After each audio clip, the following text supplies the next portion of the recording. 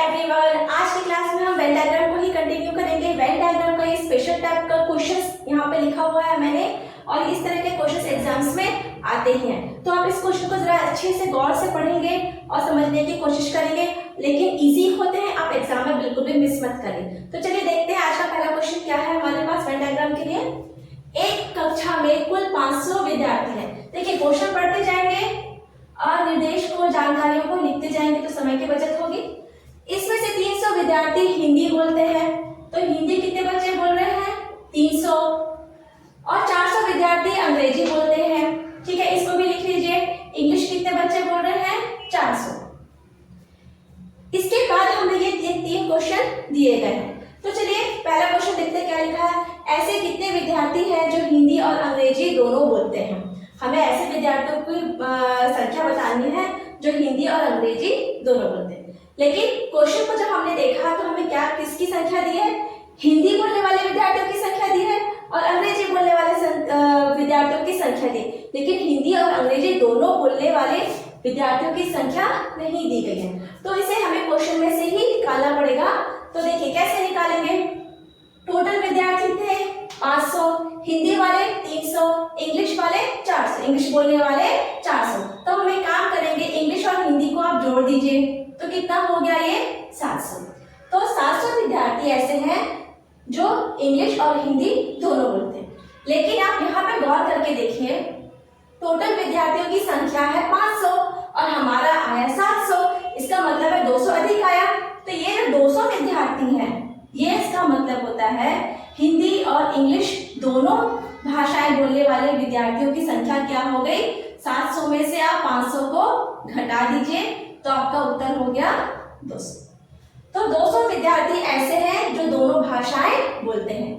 एक भाषा बोलने वाले बच्चों की संख्या है 300 हिंदी, और इंग्लिश बोलने वाले विद्यार्थियों की संख्या है 400, और दोनों भाषाओं को बोलने वालों की संख्या है 200। चलिए इस क्वेश्चन को हम और वेन डायग्राम से कैसे बनाएंगे। तो देखिए ऐसे बनाते हैं, इसे हम ऐसे बनाएंगे। एक सर्कल हो गया आपका हिंदी के लिए, ठीक है, एक हो गया आपका इंग्लिश के लिए। टोटल विद्यार्थी है 500। अब देखिए क्या कह रहा है, सिर्फ केवल हिंदी। अब देखिए कितने विद्यार्थी हैं जो केवल हिंदी बोलते हैं। तो ये जो सर्कल है, ये वाला जो सर्कल है, ये हिंदी भाषा बोलने वालों का है। तो हिंदी कितने लोग बोलते हैं? 300। इंग्लिश कितने बोलते हैं? 400। और हिंदी और इंग्लिश कितने बोलते हैं? तो ये जो बीच का कॉमन एरिया है, ठीक है, ये इंग्लिश को भी कवर कर रहा है और हिंदी को भी कवर कर रहा है। तो ये जो कॉमन एरिया है ये किसके लिए है? हिंदी और इंग्लिश दोनों बोलने वाले बच्चों की संख्या है। तो इंग्लिश और हिंदी कितने आया हमारा? 200। तो हम यहाँ पे लिख देंगे 200। लेकिन देखिए यहाँ पर अभी क्या समस्या हल नहीं हुई है। आप देखिए ये जो 200 है, इनमें हिंदी बोलने वालों की भी संख्या है और इंग्लिश बोलने वाले बच्चों की भी संख्या है। तो इस तरीके से तो 200, 300 और 700 को हम जोड़ेंगे तो 6 और 3 900 हो गया। तो ये जो इसमें है, इसमें कुछ कॉमन भी है, ठीक है ना। इसका मतलब है ये जो एरिया कवर कर रहा है ये 300 बच्चों को इंक्लूड किया हुआ है। तो हम क्या करेंगे, केवल हिंदी बोलने वाले बच्चों की संख्या कैसे निकालेंगे? कितनी थी यहाँ पर? 300। 300 में से ये 200 को आप माइनस कर दीजिए तो हो गया आपका 100। तो केवल हिंदी बोलने वालों बच्चों की संख्या हो जाएगी 100। इसी तरह इंग्लिश बोलने वाले बच्चों की भी संख्या हो जाएगी, क्योंकि देखिए ये एरिया तो पूरा इंग्लिश का है। इंग्लिश में 200 बच्चे भी इंग्लिश बोल रहे हैं, 400 बच्चे भी इंग्लिश बोल रहे हैं, लेकिन ये 200 में ये 400 के कुछ बच्चे इंक्लूडेड हैं। तो जितने बच्चे इंक्लूडेड हैं उसको यहाँ से माइनस कर देंगे। तो केवल इंग्लिश बोलने वालों बच्चों की संख्या हो जाएगी 400 माइनस 200, तो हो गया 200। तो ये कितना हो जाएगा यहाँ पर? 200। अब आप ध्यान से देखिए, 200, 200, 400 और 100 हो गए 500। तो देखिए हमारी टोटल संख्या कितनी थी बच्चों की? 500। तो यहाँ से देखो आपको सही आंकड़ा मिल गया। अब आप क्वेश्चन को अच्छे से समझ लीजिए। इसका मतलब क्या हुआ? हिंदी, केवल हिंदी, ओनली हिंदी बोलने वाले बच्चों की संख्या हो गई आपकी 100 और केवल इंग्लिश बोलने वाले बच्चों की हो गई 200। और हिंदी और इंग्लिश दोनों भाषाएं बोलने वाले बच्चों की संख्या हो गई 200। तो ये 200 कहाँ से आया? हिंदी और इंग्लिश को हमने जोड़ के कितना किया था? 700 आया था और क्वेश्चन में क्या दिया था? टोटल। ठीक है, तो 700 में से 500 आपने माइनस कर दिया तो आपका आ गया आंसर 200। इस तरीके से हम अपना वेन डायग्राम बना के क्वेश्चन को सॉल्व करेंगे। तो चलिए अब क्वेश्चन देखते हैं यहाँ पर क्या दिया है। ऐसे कितने विद्यार्थी हैं जो केवल हिंदी और केवल तो नहीं लिखा है, ऐसे कितने विद्यार्थी हैं जो हिंदी और अंग्रेजी दोनों बोलते हैं। तो यहाँ पे देख लीजिए, हिंदी और अंग्रेजी बोलने वाले दोनों भाषाओं को बोलने वाले की संख्या कितनी है? 200। अगला क्वेश्चन देखिए, कितने विद्यार्थी हैं जो केवल हिंदी बोलते हैं? केवल हिंदी बोलते हैं मतलब ये वाला एरिया जहाँ पे हमने 100 लिखा है, इसको छुपा लीजिए। सिर्फ हमको ये वाला एरिया बताना है ना, ये सब एरिया नहीं आएगा, सिर्फ ये एरिया बताना है। तो कितने हो गए ऐसे बच्चे? 100 हो गए, ये आपका आंसर हो गया। अब नेक्स्ट क्वेश्चन क्या है, कितने विद्यार्थी हैं जो केवल इंग्लिश बोलते हैं? इंग्लिश बोलते हैं तो हम क्या करेंगे, केवल पूछा है ना, ओनली इंग्लिश, वो हिंदी नहीं बोलेंगे, तो आप इसको छुपा लीजिए। तो आपके पास कितना बचा? 200। 200 बच्चे हैं जो केवल इंग्लिश बोलते हैं। ठीक है, तो आपका आंसर यहाँ पर हो गया 200। तो देखिए इस तरह के कई सारे क्वेश्चंस बनते हैं। तो ये बेसिक क्वेश्चन है जिसको हम वेन डायग्राम से बनाने की कोशिश की है, लेकिन यहाँ पर आंकड़ों में से आपको अपना वेन डायग्राम निकाल कर बनाना है। तो आप इसको लिख लीजिए। इसी तरह के और क्वेश्चंस अब इस क्लास में हम करेंगे। ये आज का हो गया क्वेश्चन नंबर 1।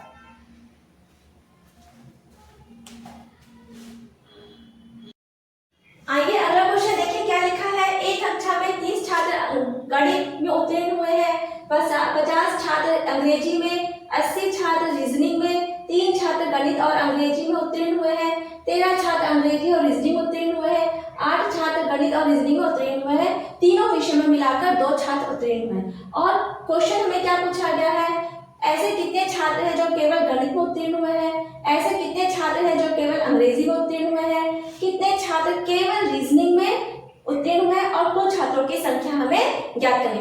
एक बार क्वेश्चन पढ़ लेंगे कि हमसे क्वेश्चन में पूछा क्या गया है, तो हमें वेन डायग्राम बनाने में थोड़ी आसानी होगी, क्योंकि आपको यहाँ पे पूछा गया केवल गणित, केवल अंग्रेजी और केवल रीजनिंग में उत्तीर्ण छात्रों की संख्या पूछी गई है। तो हम कैसे करेंगे इस तरह का वेन डायग्राम में? देखिए डायरेक्टली आपको कुछ नहीं दिया गया है ना, हमको वेन डायग्राम पढ़ के समझ के इसको बनाना है। तो देखो 3 विषय की बात हुई है तो हम 3 सर्कल बना लेते हैं पहले। ओके, ये देखिए है ना, ये हो गया आपका मैथ्स का सर्कल हो गया, ये हो गया मान लीजिए आपका इंग्लिश का, और एक तीसरा सर्कल हो गया रीजनिंग का। अब देखिए इस तरह का जो वेन डायग्राम है, हम इसमें सबसे पहले क्या फिल करेंगे, ये जो कॉमन रीजन है, तीनों सर्कल का जो कॉमन रीजन है, मतलब मैथ्स, इंग्लिश और रीजनिंग तीनों विषय में जो बच्चे पास हुए हैं उनकी संख्या को सबसे पहले हम यहाँ पर लिखेंगे। इसको लिखने से क्या होगा, हमारा क्वेश्चन आसान हो जाएगा। ठीक है, तो देखिए यहाँ पर कितने बच्चे पास हुए हैं? 2 बच्चे। फिर देखिए अब ये जो कॉमन रीजन है, मैथ्स और इंग्लिश का जो कॉमन रीजन है, एरिया है, इसे हम पहले भरते हैं। क्या लिखा हुआ है? 3 छात्र गणित और अंग्रेजी दोनों में उत्तीर्ण है। गणित और अंग्रेजी में उत्तीर्ण होने वाले छात्रों की संख्या कितनी दी गई है? 3। यहाँ पे आप लिख दीजिए 3। फिर इसके बाद दिया है 13 छात्र अंग्रेजी और रीजनिंग में उत्तीर्ण हुए। अंग्रेजी और रीजनिंग का ये जो कॉमन एरिया है, इसमें कितने बच्चे आएंगे? 13 बच्चे आ गए। और 8 छात्र गणित और रीजनिंग में उत्तीर्ण हुए हैं। तो गणित और रीजनिंग का कॉमन एरिया ये है, तो यहाँ पर कितना आ जाएगा? 8 बच्चे उत्तीर्ण हुए हैं। अब देखिए क्वेश्चन में क्या पूछा है, केवल गणित में उत्तीर्ण बच्चों की संख्या, केवल अंग्रेजी में और केवल रीजनिंग में। तो यहाँ पर तो हमको संख्या दी ही नहीं गई है, तो ये जो संख्या है इसे हमें निकालना है। ये जो एरिया बच गया है ये केवल इंग्लिश के लिए है, ये जो एरिया है केवल रीजनिंग के लिए है, और ये जो एरिया है केवल मैथ्स के लिए है। तो पर मैथ्स का जो सर्कल है, देखिए जो मैथ्स का सर्कल है इसमें आपका 3 भी आ रहा है, इसमें आपका 2 भी आ रहा है, और इसमें आपका 8 भी आ रहा है। तो लेकिन हमें क्या बोला है, केवल मैथ्स, तो ये 3, 2 और 8 को हमें छोड़ना पड़ेगा, है ना। तब हमको सिर्फ और सिर्फ गणित के विषय के पास होने के बच्चों की संख्या निकल कर आएगी। हमको ये वाला एरिया चाहिए, तो हमको इसमें से 3 हटाना है, 2 हटाना है और 8 भी घटाना है। तो फिर हमारे ये जो एरिया है ये निकल कर आएगा, जो बताएगा कि सिर्फ और सिर्फ मैथ्स में कितने बच्चे पास हुए हैं। तो चलिए क्वेश्चन शुरू करते हैं। कितने छात्र हैं जो केवल गणित में पास हुए? तो ओनली मैथ्स, ठीक है, हम यहाँ पे लिख लेते हैं ओनली मैथ्स, है ना, पास इन मैथ्स। जगह नहीं है तो हम थोड़ा सा ऐसे लिख दे रहे हैं, आप समझ जाइए। तो देखिए यहाँ पे वापस शुरू करते हैं। एक कक्षा में 30 छात्र गणित में उत्तीर्ण हुए। ये जो जानकारी है हम यहाँ से लेते हैं। 30 छात्र थे जो किस में उत्तीर्ण हुए हैं? मैथ्स में उत्तीर्ण हुए हैं, ठीक है। फिर इसके बाद क्या है, कुछ बच्चे जो है जो इंग्लिश और मैथ्स में उत्तीर्ण हुए हैं। इंग्लिश और प्लस मैथ्स में कितने बच्चे आ गए आपके? 3। फिर मैथ्स और रीजनिंग में कितने बच्चे आ गए आपके? 8। इसी तरह तीनों में इंग्लिश हिंदी मैथ्स, है ना, इंग्लिश हिंदी और रीजनिंग, इंग्लिश हिंदी मैथ्स और रीजनिंग में कितने बच्चे हैं? 2। अब आप क्या करेंगे, ये सबको ऐड कर लीजिए, ओके, ये तीनों को ऐड कर लीजिए। तो कितना हो गया? 8 और 2 10 और 3 13 हो गए। तो देखिए हमें क्या निकालना है? केवल मैथ्स में पास होने वाले बच्चों की संख्या निकालनी है। तो केवल मैथ्स में पास होने वाले बच्चों की संख्या क्या हो जाएगी? टोटल कितने बच्चे थे? 30 थे। टोटल 30 बच्चे थे जो मैथ्स में पास हुए थे। इसमें से हम क्या माइनस कर देंगे? 13 को माइनस कर दीजिए। तो 10, 30 में से 10 गया 20, 20 में से 3 गया तो 17। तो आपका आंसर कितना हो जाएगा? 17 छात्र ऐसे हैं जो केवल गणित में पास हुए हैं। तो आपका यहाँ पर कितना आ जाएगा? 17। आप इसको एक बार नोट डाउन कर लीजिए, फिर उसको रब करना पड़ेगा। इसी तरह से देखिए, इसी तरह इंग्लिश का निकाल लीजिए, ओनली इंग्लिश में पास होने वाले बच्चों की संख्या हम यहाँ से ऐसे निकाल सकते हैं। इंग्लिश में कुल कितने विद्यार्थी पास हुए हैं? 50। यहाँ पे देखिए 50 छात्र अंग्रेजी में उत्तीर्ण हुए। तो 50 छात्र अंग्रेजी में उत्तीर्ण हुए। इसमें से हमें क्या माइनस करना है? जो कॉमन है 13, 3, 2 और 8, आपको इसमें से माइनस करना पड़ेगा। तो 2 छात्र हैं जो तीनों विषय में पास हुए हैं। और इंग्लिश और हिंदी का मिला के कितने पास हुए? इंग्लिश और मैथ्स का मिला के कितने बच्चे पास हुए हैं? 3। और इंग्लिश और रीजनिंग को मिला के कितने बच्चे पास हुए हैं? 13। तो हम क्या करेंगे? 50 में से ये तीनों संख्याओं को जोड़कर माइनस कर देंगे। तो हमें क्या मिलेगा? केवल इंग्लिश में पास होने वाले बच्चों की संख्या मिल जाएगी। तो इसको कर लीजिए, 13 और 2 15, 15 और 3 18। तो 50 में से 18 गया तो कितना आया? 50 में से 10 घटा दीजिए 40, 40 में से 8 घटाइए तो 32। तो आपका उत्तर कितना हो गया? 32 छात्र, ठीक है। अब देखिए, अब हमें क्या पूछा है? ओनली, इसके बाद पूछा है आपको ओनली रीजनिंग में कितने बच्चे पास हुए? इसे भी हम ऐसे कर लेंगे। यहाँ से देखिए कितने छात्र रीजनिंग में पास हुए? 80 छात्र रीजनिंग में उत्तीर्ण हुए हैं। तो हम यहाँ पे लिख लेंगे 80 में से आप क्या माइनस करेंगे? फिर से यहाँ से 2 माइनस करिए, प्लस 13 माइनस करिए, प्लस 8 माइनस कर दीजिए अब यहाँ से। तो कितना हुआ? 80 माइनस, आप सबको जोड़ लीजिए, 8 और 2 10, 10 और 10 20, 20 और 3 23। तो आपको क्या करना पड़ेगा? 80 में से 23 माइनस करेंगे तो कितना आएगा? 57। ये देखिए, ये आपके बच्चे आ गए 57 बच्चे। ये आपका आंसर हो गया। तो ऐसे कितने छात्र हैं जो केवल रीजनिंग में पास हुए हैं? तो आपका आ गया 57। तो केवल इंग्लिश में पास होने वाले बच्चों की संख्या हो गई 32 और केवल रीजनिंग में पास होने वाले बच्चों की हो गई 57। अब हमारा पूरा वेन डायग्राम कंप्लीट हो गया। अब इसी तरह आखिरी में क्या पूछा है? कुल छात्रों की संख्या बताइए। तो देखिए कुल छात्रों की संख्या तो थोड़ा सा आसानी से निकाल सकते हैं। कैसे निकलेगा? अब ये है, सबको जोड़ लीजिए तो कुल स्टूडेंट्स आ जाएंगे। क्या जोड़ेंगे? 17 और 3, देखिए 17 और 3 सबको जोड़ना है ना आपको। 17 3 32 2 8 प्लस 13 प्लस 57, सबको आपको जोड़ना है। तो आपको निकल जाएगा टोटल स्टूडेंट्स। क्या निकल जाएगा? टोटल स्टूडेंट्स आपका यहां से निकल जाएगा। सबको ऐड कर लीजिए। तो जब आप सबको ऐड करेंगे तो आपका आएगा 132। ठीक है, आप चाहे तो उसको ऐड करके देख लीजिए। 17 और 3 20, 20 हो गया यहाँ पर आपका। 8 और 2 10, 20 और 10 30, 30 में 30 जोड़िए तो हो गया 60, 70, 70 हो गया, 70 तक पहुंच गए। 70 और ये 3 और 2 5, 75 हो गया। 75 में क्या जोड़ना है? 57, 57 यहाँ पे जोड़ लीजिए। तो 7 और 5 यहाँ पे लिख देते हैं। 57 और 50 75 तो हो गया 12 और ये हो गया 32। इस तरीके से देखिए आपका आंसर निकल कर आएगा। तो टोटल स्टूडेंट्स कितने हो गए? 32। तो कुल छात्रों की संख्या यहाँ पे लिख दीजिए 132। ये आपका आंसर हो गया। देखिए अगर आप वेन डायग्राम अच्छे से बनाएंगे या बिना वेन डायग्राम के भी इस क्वेश्चन को हल कर सकते हैं, लेकिन आपका कॉन्सेप्ट उतना अच्छे से क्लियर होना चाहिए। तो जितना ज्यादा क्वेश्चन प्रैक्टिस करेंगे आपका कॉन्सेप्ट क्लियर होते जाएगा और आप वेन डायग्राम से इजीली इस क्वेश्चन को बना सकते हैं। देखिए बच्चों, देखिए कई बार ये क्वेश्चन वेन डायग्राम के अंतर्गत भी आता है और कई बार अंतर्गत नहीं भी आता है। कैसे भी आए आपको करना तो ऐसे ही है सॉल्व ना। आप चाहे तो वेन डायग्राम बनाए चाहे तो ना बनाए, इस क्वेश्चन में वेन डायग्राम बनाना पूरा तरीके से ऑप्शनल ही है। ठीक है, आप बिना वेन डायग्राम के भी इस क्वेश्चन को बना सकते हैं। चलिए आप इसको नोट डाउन कर लीजिए।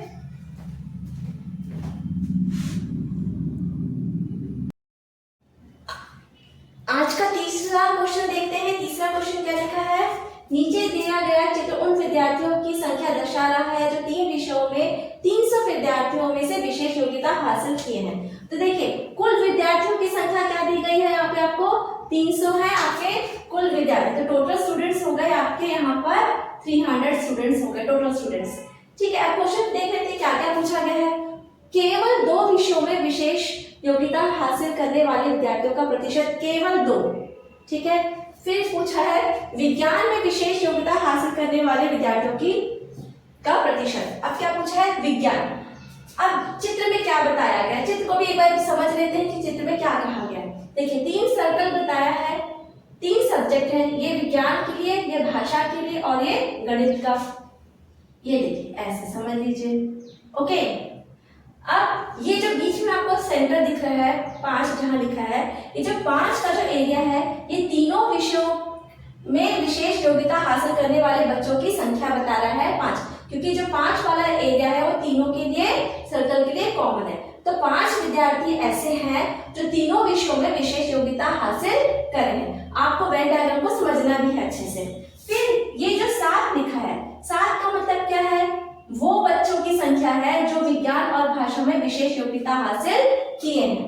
3 संख्या क्या बता रहा है? ये उन बच्चों की संख्या है जो विज्ञान और गणित दोनों में विशेष योग्यता हासिल किए हैं। ठीक इसी तरीके से ये जो 2 लिखा हुआ है ये उन बच्चों की संख्या है जो भाषा और गणित में विशेष योग्यता हासिल किए हैं। ठीक है, अब 12, 18 और 25 का मतलब क्या हुआ है? 12 बच्चे केवल विज्ञान में विशेष योग्यता हासिल किए हैं, 18 बच्चे केवल भाषा में और 25 बच्चे केवल गणित में विशेष योग्यता हासिल किए हैं। अगर आपने पहला क्वेश्चन देखा होगा तो उसमें हमको ये संख्या नहीं दी गई थी केवल वाली, है ना? तो उसे हमने फाइंड आउट किया था। तो देखिए यहाँ पर आपको कुल विद्यार्थियों की संख्या भी दी गई है और एक एक चीज को यहाँ पे वेन डायग्राम में आपको अच्छे से बता दिया गया है कि केवल गणित में, केवल विज्ञान में और केवल भाषा में कितने बच्चे विशेष योग्यता रखते हैं। चलिए तो क्वेश्चन में देखते हैं। हम क्वेश्चन से शुरू करते हैं। केवल 2 विषयों में विशेष योग्यता हासिल करने वाले बच्चों की संख्या। तो केवल 2 विषय लिख लीजिए, केवल 2 विषय। अब देखिए केवल 2 विषय में कैसे निकालेंगे। अच्छा, यहाँ पर आपको क्या पूछा गया है? प्रतिशत भी पूछा गया है। तो देखिए प्रतिशत आप किस में निकालेंगे? 3 मान लीजिए ये x है। ठीक है, केवल 2 विषयों में विशेष योग्यता हासिल करने वाले बच्चों का प्रतिशत मान लीजिए x है। तो देखिए जो मैं करती हूँ सिंपल तरीके से वो मैं ऐसे करती हूँ। तो 300 का x% आपको निकालना है। 300 का x% पूछा है, कितना होगा? यही सवाल है आपका। ठीक है, तो अब संख्या तो हम यहाँ से निकाल सकते हैं। तो केवल 2 विषय में हासिल करने वाले प्रतिशत पूछा है। चलिए देखिए, अब हम क्या करते हैं, प्रतिशत पूछा है तो हम संख्या तो निकाल सकते हैं। देखिए क्वेश्चन में आपको प्रतिशत पूछा है, लेकिन विद्यार्थियों की संख्या हम यहाँ से इजीली निकाल सकते हैं। तो कैसे निकालेंगे, दो विषयों में आप देखिए कैसे निकालेंगे, 7 और 2 और 3, तीनों को जोड़ लीजिए तो कितना हो गए, 12 छात्र। देखिए संख्या में हमको मिल गया 12 छात्र। अब हमको इसको किस में निकालना है, प्रतिशत में निकालना है। सिंपल सा है, 300 का 12% कितना होगा। इन अदर वर्ड्स क्वेश्चन का मतलब क्या है, 300 का 12% कितना प्रतिशत, सॉरी 12 छात्र कितने प्रतिशत होंगे। तो अब आप इसको यहाँ पे पुट कर लीजिए वैल्यू 300, ठीक है। अच्छा यहाँ पर लिख लिए हैं, इसका होगा बराबर 12, ठीक है। तो अब x का मान निकाल लीजिए, ये गया कट गया, 0 0 क्या हुआ, कट गया। तो ये क्या बता रहा है, x इक्वल्स टू ये देखिए 4, तो आपका आ गया 4%, है ना। 300 का 4% 12 होता है, इसे हम ऐसे भी समझ सकते हैं, 300 का 4% 12 होता है। यहां से देख लीजिए केवल 2 विषयों में पास होने वाले बच्चों की संख्या, ये क्या है, आपको संख्या बता रहा है। आप यहाँ से संख्या निकालेंगे, कैसे निकालेंगे, विज्ञान और भाषा में 7, गणित और भाषा में 2, विज्ञान और गणित में 3, ओके। और आपने सबको जोड़ लिया तो कितना हो गया, 7 और 3 10 और 2 12। तो गिनती में संख्या में 12 छात्र हो गए। अब इसी को क्वेश्चन को प्रतिशत में पूछ रहा है, तो 12 छात्र कितने कुल छात्रों में, 300 छात्रों में 12 छात्र का प्रतिशत पूछा है। तो 300 में 12 कितना प्रतिशत होगा, 300 में 12, 300 में 12 कितना प्रतिशत होगा। तो देखिए इस तरह से हम अपना आंसर को निकालेंगे। 300 का x हो गया, ठीक है, और आपका आ गया बराबर ये हो गया 12, तो x का मान कितना हो गया, 4%। बच्चे ऐसे हैं जो दोनों विषयों में, किसी भी 2 विषयों में विशेष योग्यता हासिल किए हैं। ओके, अब क्वेश्चन पूछ रहा है विज्ञान में, केवल विज्ञान में विशेष योग्यता, केवल तो नहीं दिया है, विज्ञान में विशेष योग्यता पाने वाले बच्चों का प्रतिशत। अब इसको कैसे करेंगे, विज्ञान, देखिए विज्ञान में कितने बच्चे हैं, यहाँ पर आपको मिल गया 12, यहाँ से मिल गया आपको 7, यहाँ से मिल गया 3 और ये हो गया आपका 5। तो ये सबको ऐड करेंगे, विज्ञान का पूछा है तो विज्ञान का पूरे को हम ऐड करेंगे, पूरे विज्ञान को आप ऐड कर लीजिए। तो संख्या कितनी हो गई, विज्ञान की संख्या हो गई,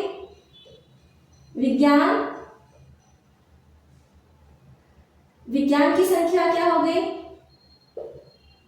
पहले संख्या निकाल लेते हैं, कितनी हो गई, यहां से देखिए 12 + 7 5 और 3, ये सबको जब आप जोड़ेंगे तो कितना आएगा आपका 27, ठीक है। देखिए 12 और 3 15, 15 और 5 20, 20 और 7 27, तो कुल बच्चों की संख्या हो गई 27। अब क्या पूछ रहा है आपसे क्वेश्चन, प्रतिशत में पूछ रहा है, तो प्रतिशत का मतलब हो गया 27 बच्चे 300 का कितना प्रतिशत होते हैं, सिंपल है, क्या है, 27 बच्चे 300 के का कितना प्रतिशत होते हैं। तो इसको हम सिंपल लिख सकते हैं, 300 का x प्रतिशत 27 होता है, ठीक है ना, 300 का x प्रतिशत 27 होता है। तो x कितना हो गया, 100 कट गया, 100 मतलब 0 0 कट गया, तो आपका x का मान देखिए यहीं से आ गया 3 और ये 9, तो x का मान आ गया 9%। तो 9% बच्चे ऐसे हैं जो विज्ञान में विशेष योग्यता रखते हैं, 4% ऐसे बच्चे हैं जो 2 विषयों में, केवल 2 विषयों में विशेषता रखते हैं। तो ये प्रतिशत में पूछा है, संख्या में पूछेगा तो यहाँ पे संख्या से भी बता सकते हैं, और संख्या में पूछेगा तो 12 बताएंगे यहाँ पर। इसी तरह से तीनों विषयों में विशेष योग्यता हासिल करने वाले बच्चों की संख्या कितनी हो जाएगी, 5। अगर वो 5 का प्रतिशत पूछेगा तो हम लोग तीनों विषयों का, अब देखिए तीनों विषयों का, ठीक है ना, विषयों में विशेष योग्यता हासिल करने वाले बच्चों का प्रतिशत पूछेगा, तो इसका मतलब क्या हुआ, 300 का कितना प्रतिशत 5 होता है, ऐसे भी हो सकता है मतलब, तो आप इसको काट दीजिए। ठीक है, तो x का मान कितना हो गया 5/3%। तो उसको भाग कर लीजिए। आपको अगर भाग करना है तो आप ऐसे भाग कर लीजिए, 3 एकम 3, कितना बचा 2 और डॉट लगा लीजिए, तो हो गया 6। ओके, तो हो गया 1.6%। 1.6% बच्चे हैं जो तीनों विषयों में विशेष योग्यता हासिल करते हैं। देखिए क्वेश्चन इसमें से और बहुत सारे निकल सकते हैं, लेकिन कॉन्सेप्ट अगर आप समझ जाएंगे तो बाकी अलग अलग तरह के क्वेश्चंस को भी इजीली बना सकते हैं। वेन डायग्राम को अगर अच्छे से समझेंगे और इसका इस्तेमाल करेंगे तो आप क्वेश्चन जरूर सही बनाएंगे। इजी है, थोड़ा सा प्रैक्टिस करिए, बिल्कुल एग्जाम में मिस मत कर आइए। एक क्वेश्चन हम करेंगे, ये जो क्वेश्चन था 2013-14 का ये क्वेश्चन है, आपके एग्जाम का 2013-14 का आया हुआ ये क्वेश्चन है। एक क्वेश्चन अभी हम और कर सकते हैं। ओके, चलिए आप इसको नोट डाउन कर लीजिए।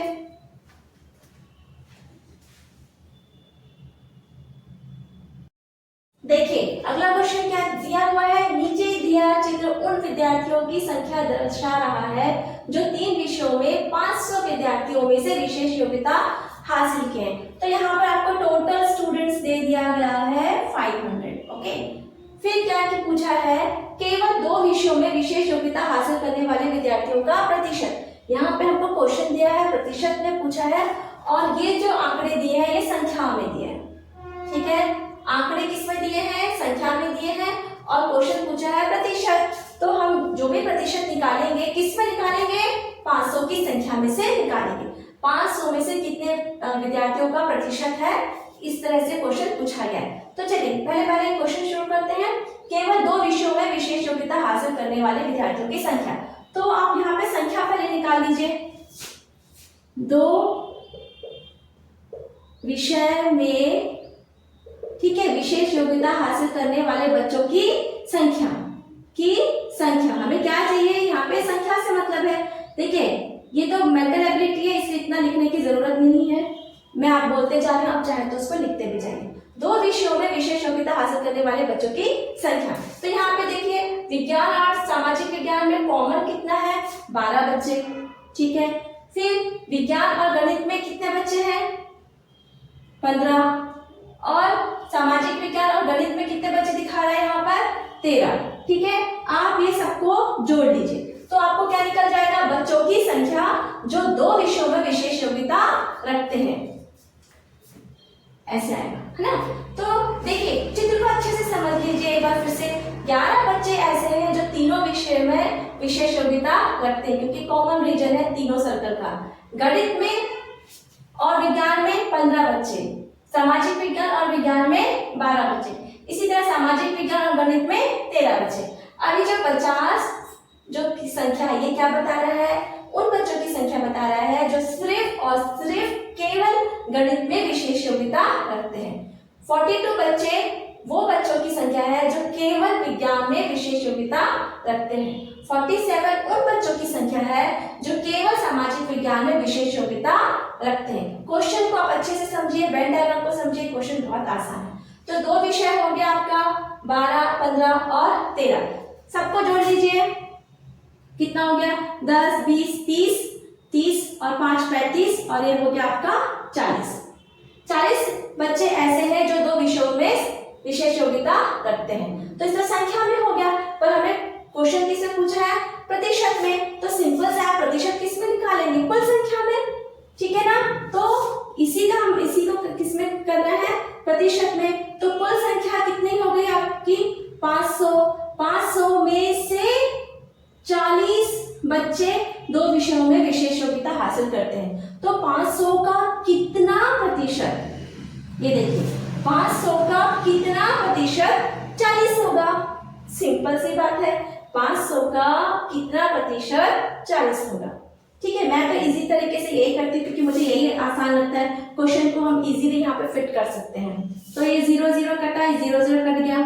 ओके, अब आप यहाँ से डायरेक्ट निकाल लीजिए, ये क्या इम्प्लाई कर रहा है, x का मान कितना हुआ, 5 एकम 5, 5 अट्ठे 40, तो x का मान कितना हो गया 8%। 8% बच्चे ऐसे हैं जो केवल 2 विषयों में विशेष योग्यता रखते हैं। 8%। सिंपल सा है, 500 में कितना प्रतिशत 40 होता है? 500 का कितना प्रतिशत 40 होता है? ठीक है, प्रतिशत है तो हम बटा 100 करते हैं। एक क्वेश्चन और इसमें दिया है, विशेष योग्यता पाने वाले विद्यार्थियों का प्रतिशत। क्वेश्चन एक और क्या है? विशेष योग्यता पाने वाले छात्रों की संख्या। अब क्या कह रहा है? विशेष योग्यता पाने वाले छात्रों की संख्या। तो इसमें हम क्या करेंगे? आपको सब चीज को ऐड करना पड़ेगा। तो देखिए, ये जो है ये 500 बच्चों में से संख्या दी गई है। तो कुछ बच्चे ऐसे होंगे जो अदर सब्जेक्ट्स में विशेष योग्यता रखते होंगे, लेकिन उन बच्चों का आंकड़ा हमें नहीं दिया गया है। तो हम क्या करेंगे? 500 में से ही तो इसका प्रतिशत निकालेंगे। तो इसका प्रतिशत निकालने के लिए क्या देंगे? सबको हम ऐड कर देंगे। ये सारे संख्या क्या बता रही है? विशेष योग्यता हासिल करने वाले बच्चों की संख्या बता रही है। चाहे एक विषय हो में किया हो, चाहे तीनों विषय में किया हो, चाहे 2 विषय में किया हो, तो संख्या पूछ रहा है तो ये सब विशेष योग्यता वाले बच्चों की ही संख्या है। इसलिए हम क्या करेंगे? सबको आप ऐड कर दीजिए। सबको आप ऐसे लिख के ऐड करेंगे, इस तरह से लिखेंगे तो एग्जाम में समय कम लगेगा। इस तरीके से जब आप ऐड करेंगे तो आपका ये आ जाएगा 190। तो बच्चों की कुल संख्या कितनी हो गई? 190 जो विशेष योग्यता रखते हैं। पर हमको ये क्या पूछा है? प्रतिशत। हाँ, देखिए ये सबको ऐड करने से कितना आएगा? 190। लाइट चली गई थी इसलिए थोड़ा वीडियो को पॉज करना पड़ा मुझे। देखिए 190 आ गया। अब क्या क्वेश्चन में पूछा है? विशेष योग्यता पाने वाले छात्रों का प्रतिशत। 190 तो संख्या में हो गया। अब इसी को हमें कितने में निकालना है? प्रतिशत में। तो सिंपल क्वेश्चन है, कितने में निकालेंगे? कुल विद्यार्थियों की संख्या क्या है? 500। 500 का कितना प्रतिशत 190 होगा? यही सवाल है। 500 का कितना प्रतिशत 190 होगा? बस यही आपको पुट करना। 0 बटा 0 0 0 काट दीजिए। 5 एकम 5, 5 3 जा 15। 19 में से 15 गया तो बचा 4, तो ये हो गया 40। तो 5 8 जा 40। तो कितना हो गया प्रतिशत में? ये हो गया 38%। 38% किसके बराबर है संख्या में? 190 की संख्या के बराबर में है। इस तरह से आप अपने क्वेश्चंस को आराम से बना सकते हैं। कॉन्सेप्ट को समझिए, क्या मतलब है 42 का मतलब क्या है, 12 11 का मतलब क्या है। अगर कॉन्सेप्ट को अच्छे से समझेंगे तो आपका आंसर इजीली निकल कर आएगा। बहुत स्कोरिंग है। 8% का मतलब कितना हुआ? 40 की संख्या कितने में? 500 में। इसी तरह देखिए, कुल विद्यार्थियों की संख्या अगर पूछेगा जो तीनों विषयों में विशेष योग्यता हासिल करते हैं तो वो हो गया 11। तो इसका भी प्रतिशत आप आराम से निकालेंगे। इसका कैसे निकालेंगे? 500 x बटा 100 कितना होना चाहिए? 11। तो कुल तीनों विषयों का भी आप ऐसे निकाल सकते हैं। आप खुद से निकाल के देखिए कि x का मान कितना आता है, मतलब कितने प्रतिशत बच्चे हैं जो तीनों विषयों में विशेष योग्यता रखते हैं। कितने में? 500 विद्यार्थियों से। ठीक है बच्चों, आप इसको आराम से नोट डाउन कर लीजिए, थोड़ा सा प्रैक्टिस करिए। इजी है, स्कोरिंग है। Keep learning, keep going and thanks for watching my video. फिर मिलेंगे अगले वीडियो में।